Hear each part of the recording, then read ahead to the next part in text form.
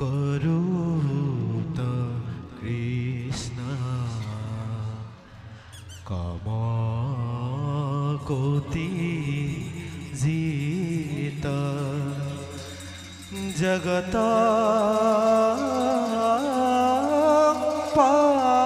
পালকুদেব সাধু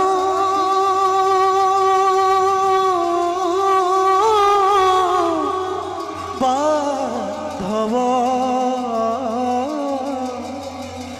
সাধু বান্ধব प्रवेश राग हिंदुरा ताल एक ताल ओ हरे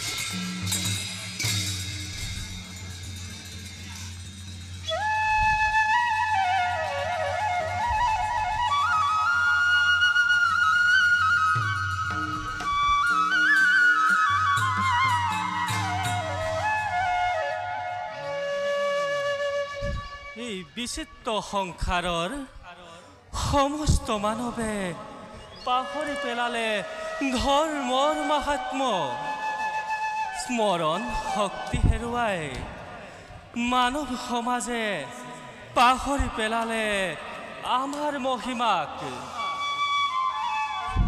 এইবাৰ জগতক দেখুৱাম আমি আমাৰ নাম লৈ কিদৰে মুক্তি লাভ কৰে এই সংসাৰ সাগৰত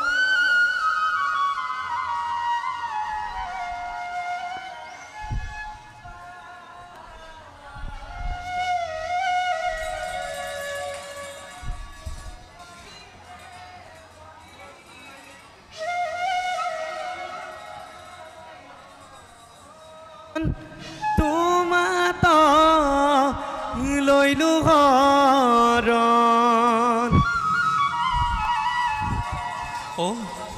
অদূৰত দেৱৰ্ষীৰ সুললিত কণ্ঠস্বৰ শুনিবলৈ পাইছোঁ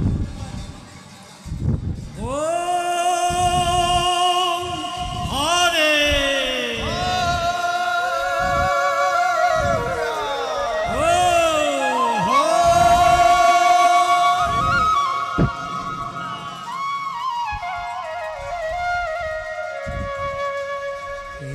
বৈকুণ্ঠৰ ভৱনে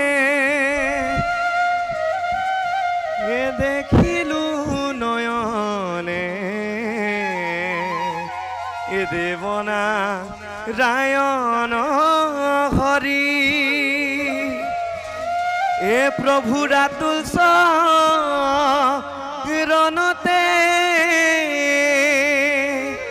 শুনৰনো পূৰ্বাজে নুঝুনু কৰি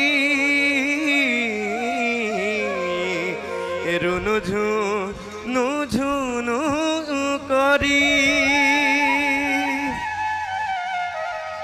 খাতিছো মাধৱ কাণত বান্ধৱ ভকতি অমিয়া দিয়া খাতিছো মাধৱ প্ৰাণৰ বান্ধৱ ভকতি অমিয়া দিয়া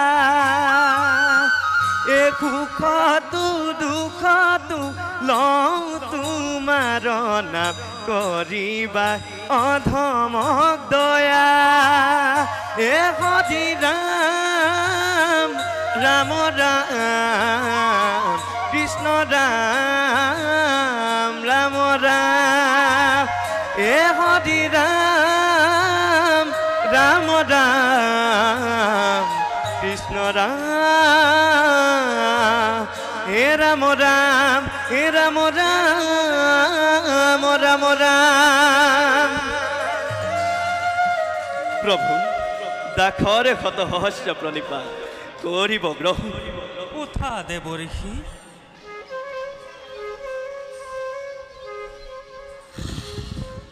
প্ৰভু কিয় দেখো আজি সৃষ্টিৰ মহাপালক তব চিন্তিত বদন দেৱৰ্ষি প্ৰভু দুষ্টক দমন আৰু সন্তক পালন কৰি জগতৰ সকলো প্ৰাণীকে সমান দৃষ্টিৰে চোৱাই মোৰ প্ৰধান কৰ্তব্য নাৰায়ণ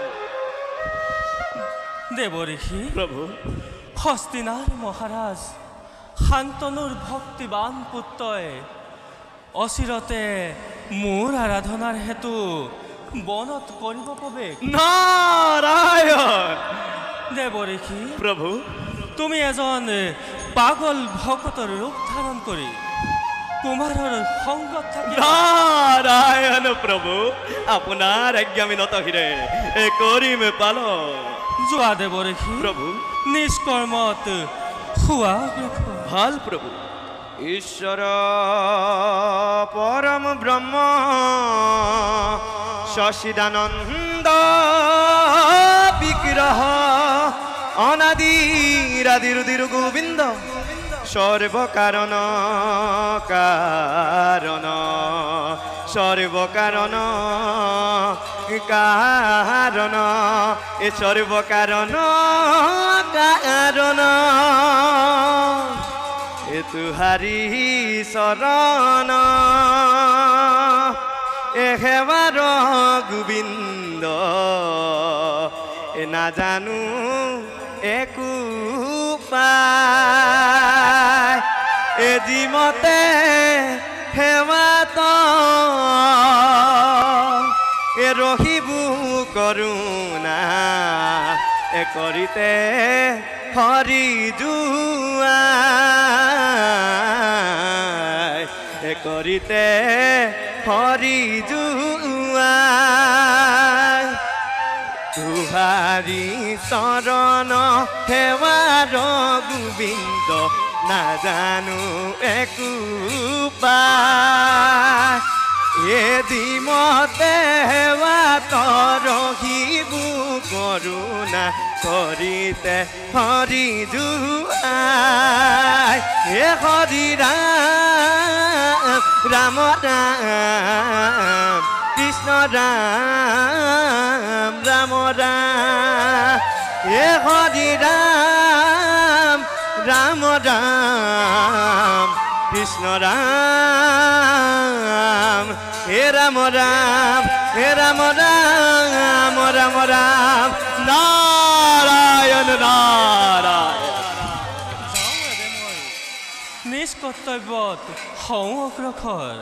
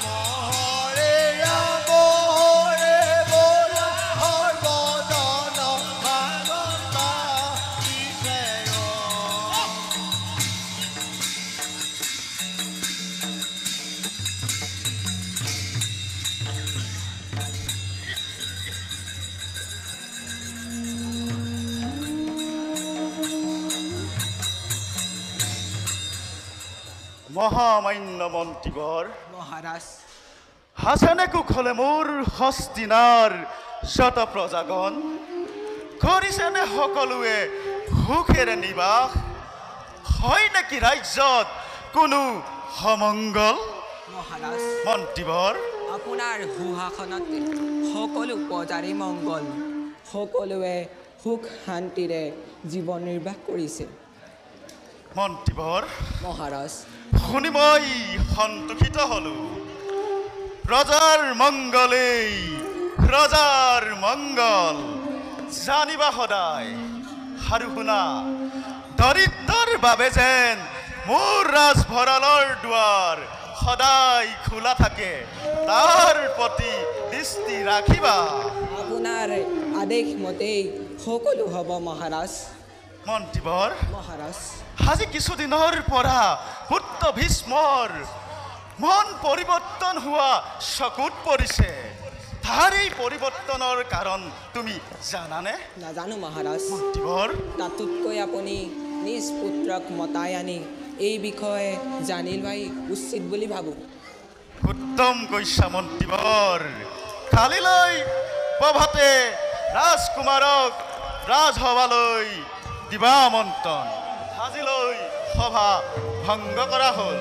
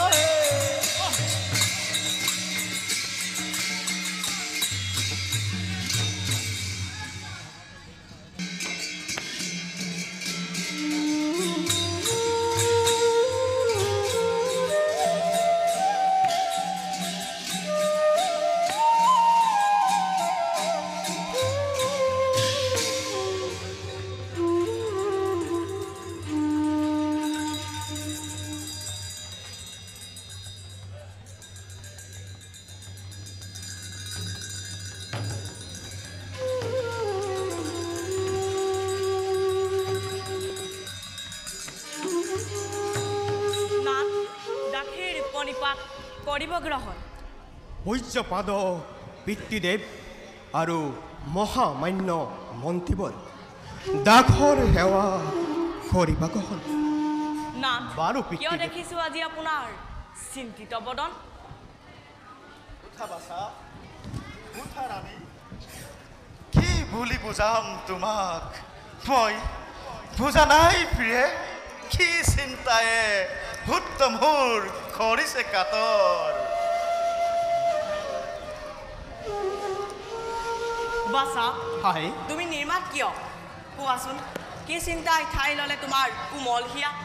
কোৱা বাছা, কি ভাৱ তুমি ৰাখিছা লুকুৱাই?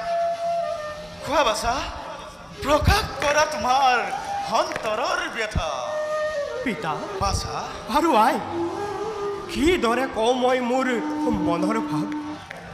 বাৰু পিতা কওকচোন, এই সংসাৰত জীৱই কিদৰে মুক্তি পায়? বাছা, পিতা সেই কথা ভাবিবৰ তোমাৰ বয়স এতিয়া হোৱা নাই। এই প্ৰশ্ন উত্তৰ অতিকে জটিল। ইমান কোমল বয়সত তাক তুমি কিদৰে পালন কৰিবা? নহয় পিতা, বাছা, বাল্য অৱস্থাই হওক বা বৃদ্ধ অৱস্থাই হওক, এই কথা চিন্তা কৰাটো জীৱৰ কৰ্তব্য পিতা। বাছা, পিতা জগতৰ গুৰু শ্ৰীনাৰায়ণক যদি তুমি তুষ্ট কৰিব পাৰা, তেতিয়াই জীৱয়ে মুক্তি পাই। বাছা, হে নাৰায়ণ ক'ত থাকে পিতা? সেই পৰম পুৰুষ শ্ৰীনাৰায়ণ বদৰিকা আশ্ৰমত থাকে। ভক্তক দুখ দি তেওঁ পৰম সন্তোষ পায়। আৰু তেওঁ শৰীৰৰ বৰণ যিদৰে খোলা, ঠিক সেইদৰে তেওঁ সন্তৰ্কনো খোলা। তেওঁক সহজে দেখা নাপায়। বাছা, পিতা বাছা, মই ব্ৰহ্মচাৰ্য ব্ৰত পালন কৰি তেওঁক দৰ্শন পাবৰ আশা কৰিছোঁ পিতা। কি কলি বাছা? হাই তই আমাক এৰি কেনেকৈ যাবি? আমি তোৰ অবিহনে কেনেকৈ জীয়াই থাকিম? তই যাব নালাগে বাছা, সেই ভাৱ তই ত্যাগ কৰ।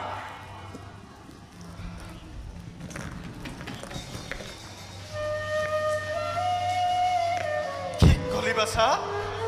তই আমাক এৰি গুচি যাবি? একমাত্ৰ পুত্ৰ মোৰ, তোক কোন হাতে পঠিয়াম মই বনৰ মাজত? শুনিছোঁ পিতা, হে নাৰায়ণ বোলে অতি ভক্তপৰায়ণ।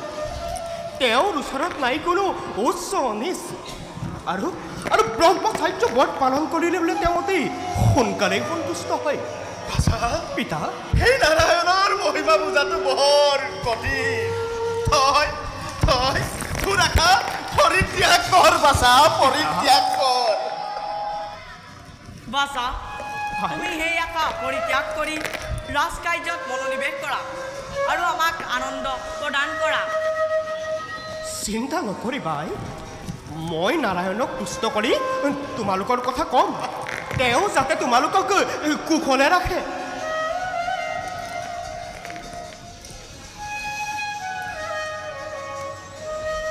বাছা, কোন হতে তোক বিদায় দিওঁ। হে নাৰায়ণ, কি খেল খেলিছা তুমি? হে নাৰায়ণ, একমাত্ৰ পুত্ৰক মোৰ কিয় বাৰু কৰিছে চালনা?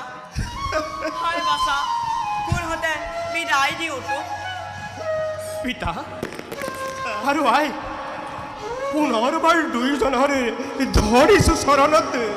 মোক মোক বিদায় দিয়া। যা বাছা, তোৰ মনোবাঞ্ছা পূৰণ হওক। কিন্তু নাথ,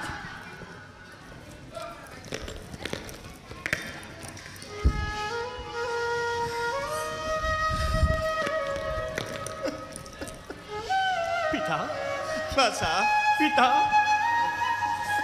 মোক বিদায় দিয়ক পিতা। বাছা, এ শুনা শুনা শান্তনু ৰাজন, এ মুহুৰ বচন, এ পুত্ৰ এ ভক্তি, এ পুত্ৰৰ ভকতি তবৈ কুণ্ঠ গমন। শুনা শুনা শান্তনু ৰাজন মুহুৰ বচন এ পুত্ৰৰ ভকতি তবৈ কুণ্ঠ গমন মায়া মোহ এৰি তুমি নাৰায়ণ ভজা এ জীৱনত মুক্তি পথ তেতিয়াহে পাবা। শুনিলেনে মহাৰাজ, কি কৈ গ'ল সিজনে? গতিকে সকলো চিন্তাৰে পৰিহাৰ কৰি কুমাৰক বদৰিকা আশ্ৰমলৈ অনুমতি দিয়ক। যা বাছা, তোক মই অনুমতি কৰিছোঁ প্ৰদান। আশীৰ্বাদ কৰিবা পিতা, মনো বাঞ্ছা যেন পূৰণ হয় মোৰ। ব'লা ৰাণী, ব'লা মন্ত্ৰীবৰ, পুত্ৰক কিছু দূৰ আগুৱাই দিওঁ।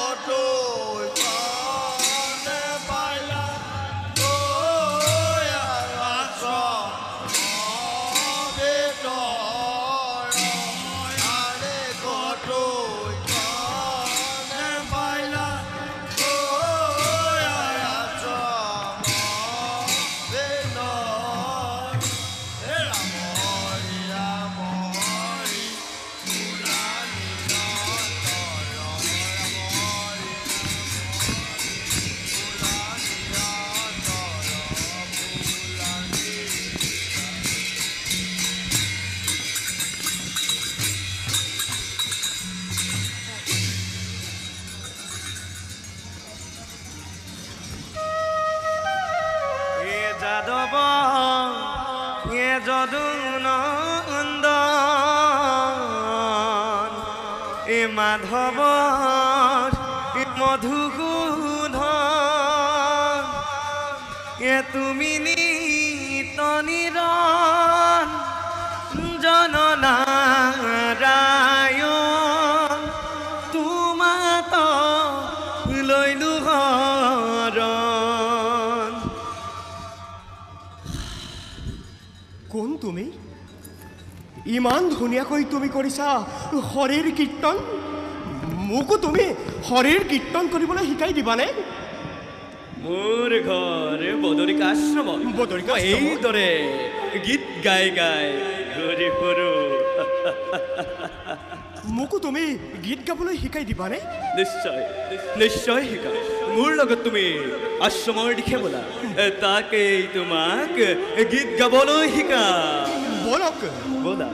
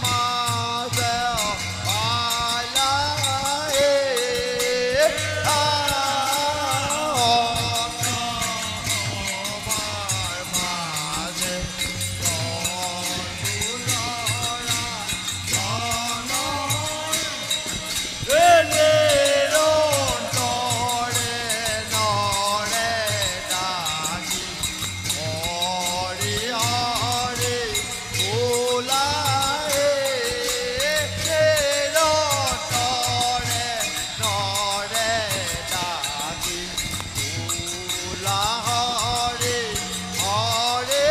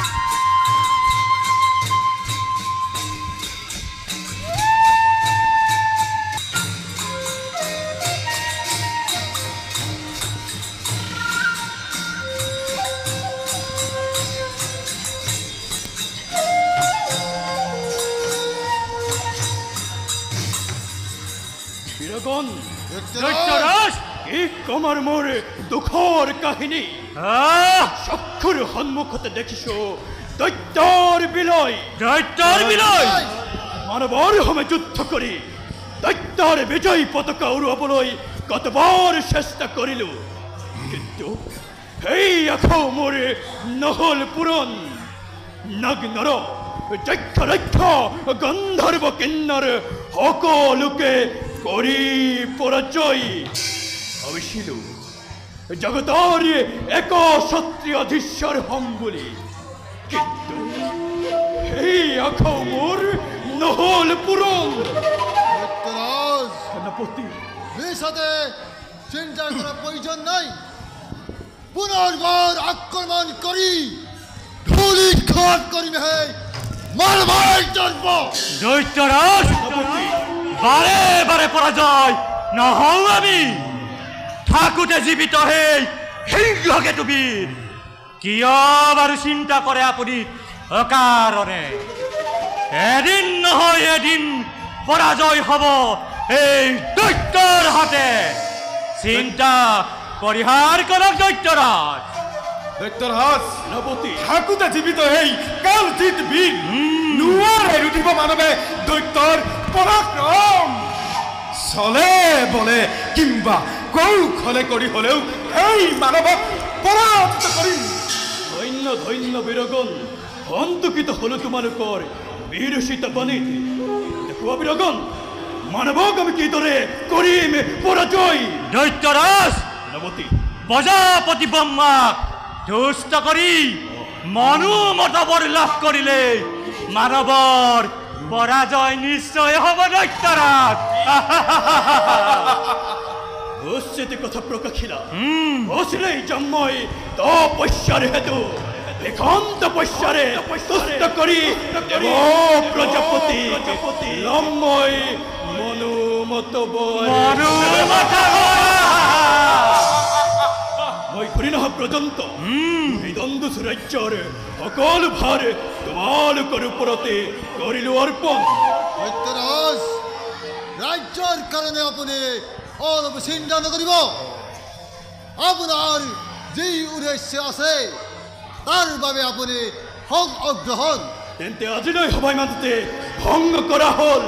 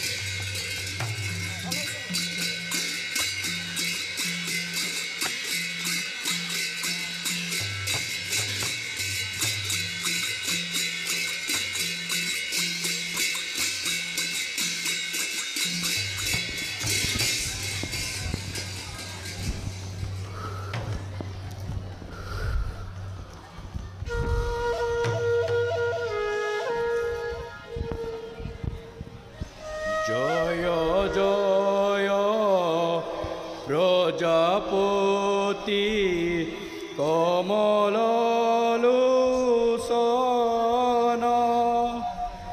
জয়তি কমলপতি দুঃখ বিমোচন ত্রিভুবন বিজয় মূর বরই সাহই হেহি হেতু আরাধিসু দেব প্রজাপতি। হে প্রজাপতি, দেখা দিয়া এই অধমক, তুষ্ট হুয়া এই নিকিনার পতি। উঠা দৈত্যেশ্বৰ, তুষ্ট মই তোমাৰ ভক্তি। কিন্তু ৰাজন, যি বৰ তুমি কৰিছা কামনা, সেই বৰ অতিকে দুৰ্লভ। গতিকে অন্য বৰ মাগা। হে প্ৰজাপতি, অন্য বৰৰ মোৰ নাই প্ৰয়োজন। ত্ৰিভুৱন জয় কৰি এক সত্যি ৰজা হোৱা কামনা মনৰে। গতিকে সেই বৰকে মোক কৰক প্ৰদান। তোমাৰ ইচ্ছাই পূৰণ হওক। এই আলোৱা মহাহুল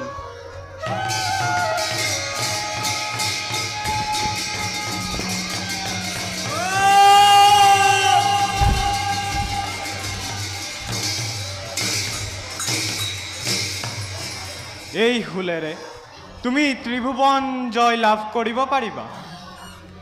কিন্তু ৰাজন, ব্ৰহ্মচাৰী পুৰুষৰ সৈতে নকৰিবা যুদ্ধ। যদি মোৰ বাক্য কৰা লংঘন, তোমাৰ পতন হ'ব জানিবা নিশ্চয়। প্ৰভু,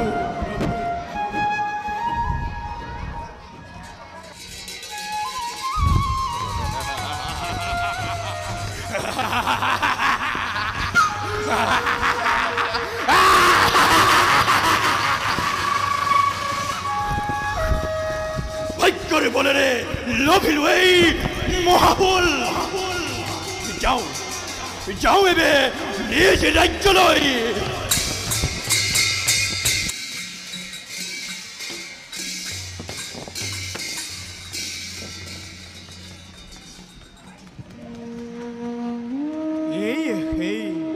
বদৰিকা আশ্ৰম, ইয়াতেই বাস কৰে জগত পিতা শ্ৰী নাৰায়ণ।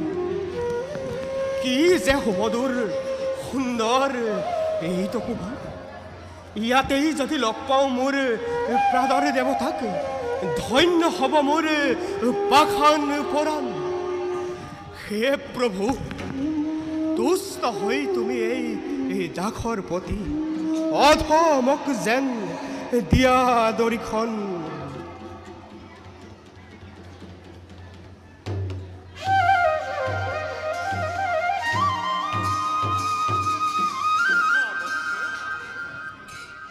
তুষ্ট মই তোমাৰ ভক্তিত। কোৱা বালক, কোন তুমি? দেৱতা নে দানৱ?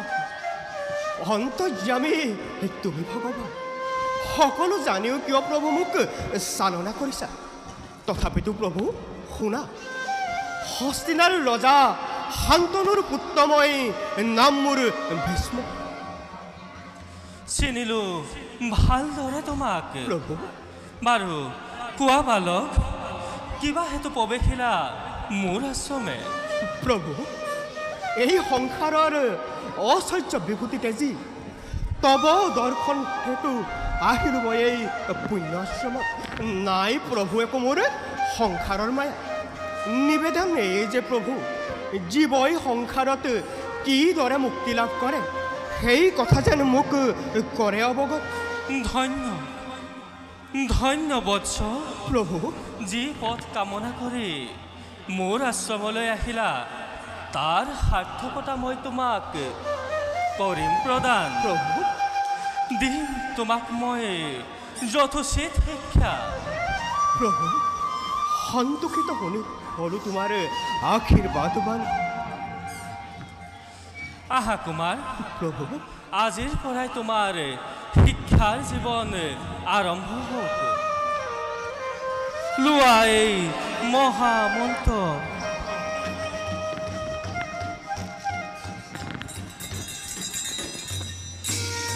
শুনা কুমাৰ, প্ৰভু প্ৰতিদিনে প্ৰভাততে এই দেৱমন্ত্ৰৰে স্নান কৰি তোমাৰ শৰীৰৰ অৰ্ধ অংশ ঢাকি মোৰ গুণানুকীৰ্তন কৰিবা। এইদৰে যি মোৰ গুণানুকীৰ্তন কৰে মই সন্তুষ্ট হৈ তেওঁৰ অন্তৰতে বাস কৰোঁ। প্ৰভু আপুনি জীবৰ কোন অঙ্গত কি ধৰে বিৰাজমান? বালক, প্ৰভু কৰ্ণত কেশৱ, কণ্ঠত শ্ৰী পুৰুষোত্তম, সোঁৱে গোবিন্দ, বাৱে শ্ৰী বিক্ৰম, হৃদয় মাধৱ, নাভিত নাৰায়ণ, ভূৰ মধ্যে ঋষিকেশ, সুবাহুত বাসুদেৱ, বাওঁ বাহুত দামোদৰ ৰূপে ময়ে বিৰাজমান। প্ৰভু ইয়াৰ বাহিৰেও চাৰি নাম, চাৰি ধাম, চাৰি বেদ, সপ্ত বৈকুণ্ঠ, অষ্টাংগ শস্য, নৱ সিদ্ধ দশপাৰ আৰু এই 14 ব্ৰহ্মাণ্ডত পাবা তুমি মোক ভজনত। প্ৰভু আপনাৰ ওচৰত এই দাক সৰব আশা কৰি শৰণাগত হৈছোঁ। প্ৰভু এবে আছে মোৰ এক আন্তঃ ক্ষত্ৰিয় কুলত জন্ম লাভ কৰি যুদ্ধ কৰাটো পৰম ধৰ্ম। সেইহেতু প্ৰভু সৰ্ববিধ যুদ্ধ শিক্ষা যেন মোক আপুনি কৰে প্ৰদান। উত্তম বৎস, ক্ষত্ৰিয় কুলত জন্ম লৈ অস্ত শিক্ষা নললে কাপুৰুষ বুলি আখ্যা দিয়ে। চিন্তা নকৰিবা বৎস, প্ৰভু তোমাক মই সকলোবিধ অস্ত্ৰবিদ্যা কৰিম প্ৰদান। ভাৰতৰ মধ্যে শ্ৰেষ্ঠ বীৰ বুলি পৰিচিত হ'বা তুমি। আহা বালক, প্ৰভু প্ৰথমে তোমাক ধনুৰ্বিদ্যাৰ শিক্ষা দিওঁ।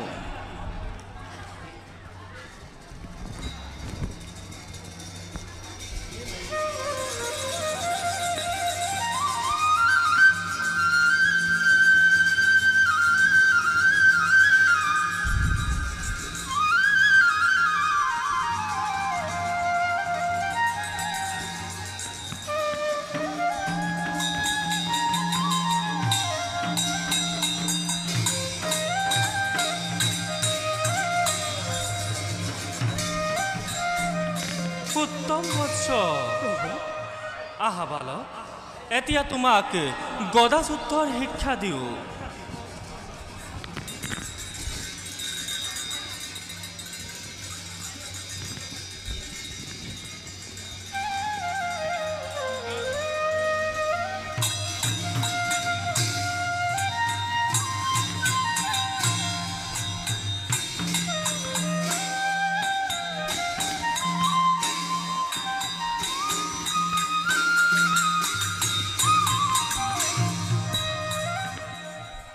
উত্তম বৎস, প্ৰভু অতি কম সময়তে তুমি সকলোবিধ অস্ত্ৰ শিক্ষাত পাৰ্গত হৈ পৰিছা। তোমাৰ ধৰ্ম ব্যৱহাৰ জনকৌশল ভাৰতৰ দক্ষিণ দিশে প্ৰচাৰিব শ্ৰেষ্ঠ বীৰ বুলি। প্ৰভু এতিয়া যে দক্ষিণা ৰূপে দিবলৈ অন্তৰৰ ভক্তিৰ বাদে আন একোৱেই নাই মোৰ। বালক, প্ৰভু হোৱা নাই কোনো অপৰাধ, বৰং পৰম আনন্দহে লাভ কৰিলো মনত। বালক, প্ৰভু এবাৰ মই যাওঁ নিজ কৰ্তব্যৰ হেতু।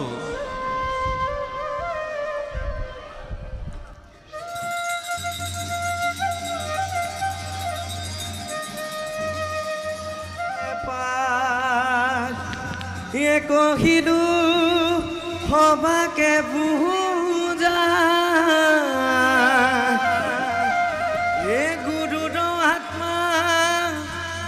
সজীৱ আত্মা এ দুয়ো আত্মা এ দুয়ো মেকা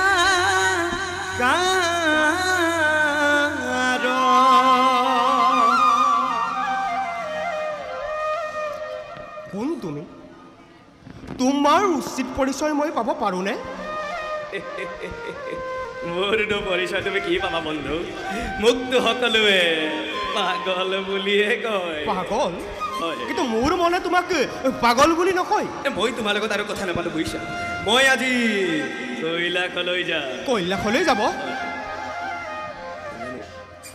মোকো আপুনি কৈলাশলৈ লৈ যাবনে যাবা যাম ব'লা তেন্তে ব'লক তেন্তে